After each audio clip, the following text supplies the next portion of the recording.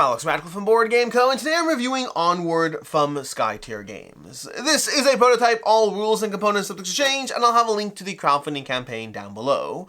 Onward is from Skytear Games, and it's basically a re-implementation, a newer version of their original game, Skytear. Skytear was a MOBA game, Onward is also a MOBA game, and this takes elements of Skytear, but also drastically reinvents big portions of it. So I'm going to go ahead and give you a general overview of how to play, as well as my thoughts and opinions. I'll be focusing on more what it is and less on the comparisons to Skytear, but if you are someone who's familiar with Skytear, you will see a lot of similarities in the DNA of Onward. To that end, what is a MOBA game? Let's start with that. MOBA stands for Massive Online Battle Arena. It's an online type of game, the most famous of which is probably League of Legends, but there are a whole bunch. Blizzard has their own that I can't the Storm, again, I don't remember, it's been so long since I played it, but it's the basic premise of a MOBA is you have your heroes, and then you have these minions, and your heroes have to start the game by trying to slowly take down the minions as the minions move towards each other's camp. Minions from both sides are moving towards the other side trying to hurt, and your heroes are helping your minions out. As you help out your own minions and kill opposing minions, you'll get gold, and that gold will help you level up your hero until eventually you can get to a point where you can hopefully take down all the minions that are in your way, as well as overpowering the enemy heroes that are in the way of your opposing portal or base or whatever you want to call it in these games. That's the basic premise of the genre, and that very much carries through to this tabletop game over here. I should note, you don't need to have played a MOBA or know about MOBAs to play this, but some of that is helpful in case you are familiar with that genre. To that end, Onward takes those key mechanics, those key elements, and brings them to the tabletop. You're going to have your heroes. I have a lineup of 4 heroes on each side for the teams. The game does give you recommended starting heroes, but other than that, you can just go ahead and build your team from a giant pool of heroes. There's all these heroes. These are all hero cards. Every single one is another hero card. There are so many here. I should note, check out the campaign to see what you're getting at each individual level. I don't know what's in the base game box, expansions, all of that. I just know that I have a giant stack of assorted heroes to deal with on this table. You're going to select your teams of heroes, and depending on the side of the board you're playing as, I'm currently on the main side, but there's an opposing 2-player side on the other side that I will not be flipping because I have too many things on this table right now. But on the other side of this board, there's a 2-player side where you'll have 3 heroes each, and alternatively you have this side where you could play it solo, or you could play it 2 players or whatever. Theoretically, you can play it up to 4, although I wouldn't really recommend it. It's a 1 to 4 player game over here, but you're going to have your heroes, and you're going to build your pool of heroes, and then be heading at each other, being mindful of the fact that there's also going to be minions and bases and all these things in the way. You see, we have our bases over here. We have our lanes, lane 1, lane 2, and lane 3. In MOBA as a genre, a lane is basically where the minions are marching down. And so effectively, you're going to have your heroes, you're going to have the minions, you're going to have the lanes, you're going to have these towers over here getting in the way, and then you have these monsters in the jungle area. Those are primarily being used as a source of funds, so you can go ahead and level up your characters with all this gear over here. We have all these items over here of different types of genres over here that you can add to your heroes in order to help them be incredibly more powerful than they already are. To that end, once you have your basic heroes, you're going to build your deck. You're going to take your special abilities and put them in the discard pile. Those will come back once you shuffle, and then you'll have your hand of cards which you'll be utilizing to power, well, everything you do. The first thing you do each round is you're going to take a card and you're going to assign it to one of your heroes face down. Whichever hero you assign it to, you assign it face down. Our opponent's going to assign a card as well. We're going to flip this card. In this case, we have 4 movement, 1 attack, and 2 initiative. We're going to flip this card over here, and we have 2 movement, 2 attack, and 1 initiative, so they're going to go first. From there, we can go ahead and move our character. You're going to take the first turn order. The fastest hero, which in this case is this one, is going to go ahead and take their turn. So for example, they can go 1, 2, 3, and then they can take a ranged attack because they are a ranged character and take out this monster. Monsters in the game are effectively money to be able to use to be able to buy all those goodies that will help you out in the game. But additionally, they have 1 movement point left. The good news is they have an ability. They can spend a movement point to draw 2 cards once per turn, so we can go ahead and draw 2 cards, add them to our hand, giving us more options and flexibility because of their ability. From there, well, before we get to from there, the other things you can also do, so you have your basic movement card that you've played, which will give you your movement points in your attack. You also have your ability on your character, but then you also have abilities on cards in your hand. On your turn, you can additionally use cards in your hand for their abilities on their characters, which can give you a lot of tools in addition to the core actions you're taking. From there, you might be thinking, well, now it's the opponent's turn. Not yet, but it will be soon. You see, we're going to be following a little of a sequence over here where we first resolve the fastest hero, but then we have the minion phase. In the minion phase, we're going to be resolving the minions on the board and any strength that they or the heroes provide before shifting lanes based on the strength in those lanes. There's a few steps to go through, but before we have minions on the board, the main thing to really look at in this case is just placing minions, because we don't have a hero in any of the contested areas. So for right now, we can simply put a minion from each side in the contested area on both of these lanes, but then things might shift further for the next time this resolves. So we're going to go ahead and place these down over here, and we have our minions on the board. Let's go ahead and resolve the slower player right now, and then we'll go ahead and resolve one more turn before diving into the additional things you need to know. So to this player over here, they have 2 movement, 2 attack, so they're going to take their hero, and they activated that guy, so they're going to move this guy over here, and then move him, let's say, let's go to the minions. We're going to go 1, 2 over here. And are they, oh, they're ranged? Yes, they are ranged. Perfect. They're ranged. So they're going to go ahead and kill a minion. The minion has spawned. They're going to kill one of my minions, taking it out and taking it off the lane, which will help them when we get to the next minion phase because they will have more strength in that area. He has an additional attack though, which means right now he could attack something else if he were within range, and he's going to attack this tower over here from that one away. I should note earlier when I had him attack at range over here, you can't actually attack into jungle areas at range unless you have an ability. Jungle obfuscates the region, so that was a no-no over there. But going back to this character, he can go ahead and attack the tower, which means he's going to attack the tower. The tower is going to retaliate. We're going to flip a card from the top of the deck, and it's going to deal 2 damage to this hero, which means we're going to move his token down on this track by 2 because he takes 2 damage from the tower that is retaliating him. The towers stop the opposing players from being able to move further, so you are going to have to deal with those, otherwise they will be in your way. That's going to be their resolution. From there, you're going to continue that cycle. We're going to take one more turn with each character over here, one more turn with each side. Let's just draw a card over here and place it down over there, let's say. And then we'll draw a card over here and place this one down over, let's do over here.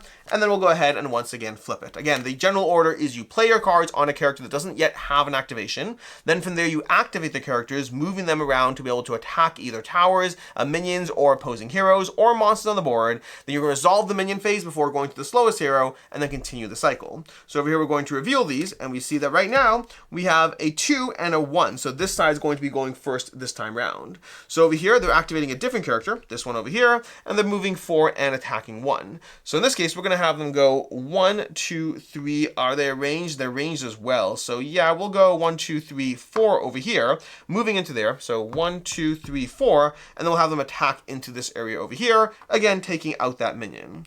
From there, once we're done with his activation, and we're not using abilities right now, there's tons of abilities, we're not using them right now. His ability over here is when there's one nearby enemy, when a nearby enemy hero loses HP, they lose 1 more. So he's very good at taking out opposing heroes. Maybe it would have been better to attack him here, but I'm trying to teach you the game, not be super strategic. But from there, we're going to go to the planning phase, or the minion phase, which means right about now, you're first going to determine strength in the areas. In this area over here, we have 1 strength on this side. Now, strength can be used to do a few things, but the first thing you're going to do is to attack opposing units, or in this case, we're going to kill the tower. There's no remaining strength, and then the minion will die because towers do retaliate. There is no remaining minion strength, which means we're then going to spawn minions again in that area because the lanes haven't shifted, but this is currently where the battles are, and this is currently where the minions spawned, but we now have the tower gone instead. Over here, we're going to have a similar situation. The heroes is not contributing their strength because they're not in the range, so this hero is simply going to move 1 forward, and next turn it would attack if they can, but then we spawn a hero from each side in the contested area. And then over here, there's 1 on both sides, so there is no additional strength, so instead we're simply going to add. There's no extra push, so it's going to add from each side to that area. We then go to our opposing hero over here. They're activating a 2 attack and 2, and they're using this person over here, so they can have 2. Let me think how I want to do this. They could, nearby enemies have -2 strength, -2 initiative. It's not going to help us right now unless we're trying to attack heroes, which I don't think we are. And we are a melee hero, so I think we're just going to go ahead and wander up 1, 2, and then kill these 2 minions to hopefully help us because we have those 2 attacks over there. And that'll hopefully give us a little bit more opportunity to, set the lane moving forward in the opposing direction.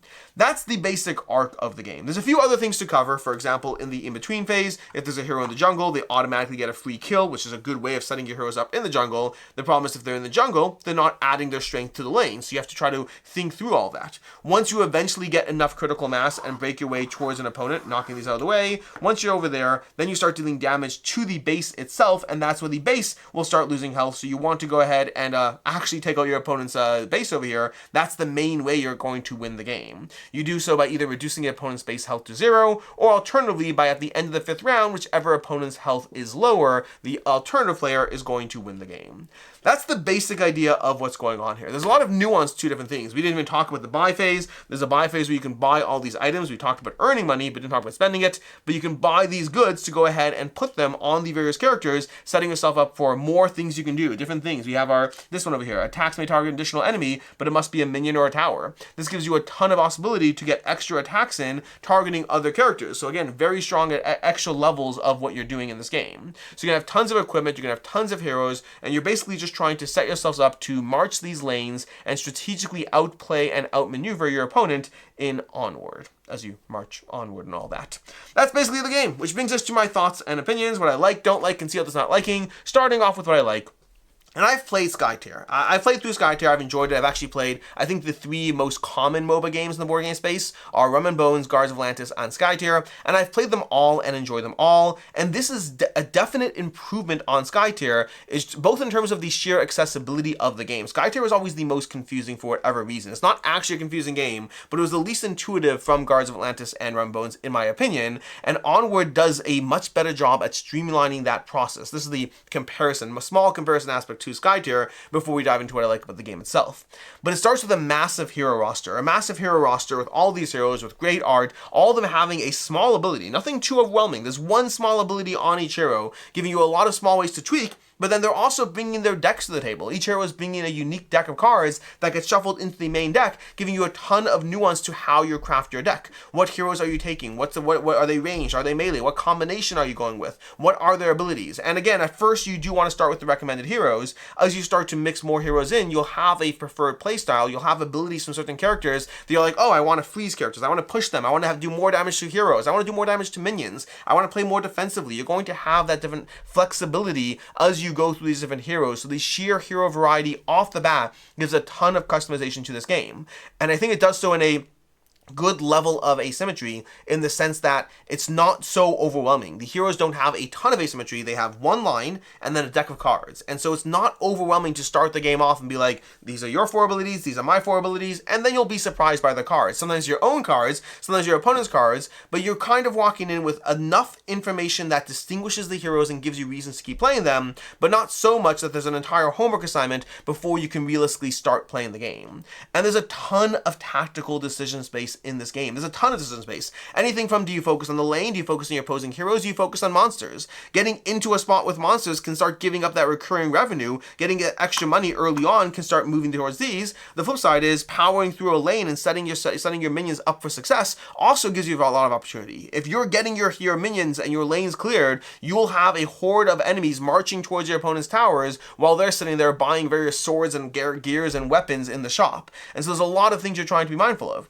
Killing opposing heroes is very helpful. They're not out of the game forever, but it will slow down your opponent as they recharge and waste a turn on their recharging heroes. So being able to take them out of play or reset them is a big part of the game as well. Which order you activate your heroes in? When do you use your abilities? Do you start going, guns out the gate and start playing all your abilities as soon as possible? Or do you hold on to a nice hand of cards so you can sit there and play the right cards at the right time when it seems like all hope is lost, and you can use them to swing the tide of battle? There's so much going on as far as the decision space that goes on here, while not giving you, again, most of the game is contained on this card over here. This player aid has most of what you need to know. You can't learn the game from it, but you can have most of what you need to remember or do is on that player aid, giving you the turn sequencing, and the rulebook itself is not overwhelming either, but in all of this, it gives you a ton of decision space with not a ton of things you can do. There's not 17 actions, there's a few actions, but how you apply those actions is going to determine whether you are able to outmaneuver your opponent or not.